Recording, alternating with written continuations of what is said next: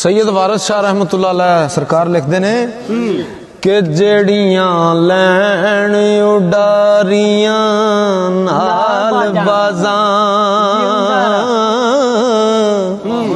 ओ बुलबुलां थक मरिंदियां नी ओना हरनिया दी उम्र हो चुकी पानी शेर दी जू जो पिंदियां नी ओ डैना जान कबाब होइयां ओ जेड़ियां वेड़ियां नाल खेंदियां नी ओ कवारियां जानो खराब होइयां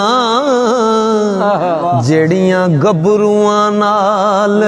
खड़ेंदियां नी ते जोकां एक दिन पकड़ नू चीण गियां ओ जोकां एक दिन पकड़ नू चीण गियां अनपुणे नित लहू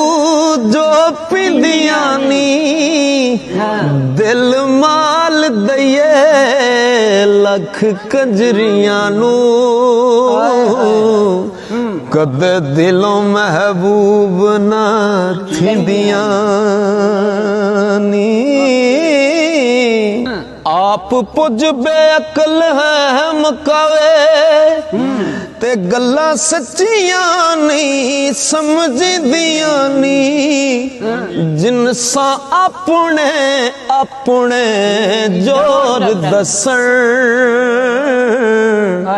ते जदों उखड़ी कत छड़िंदियां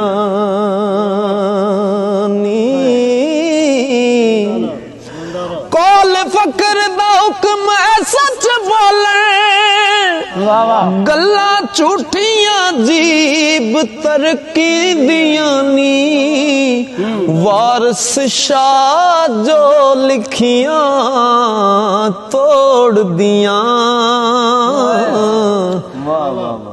नहीं किसे तो मूल मटिंदियां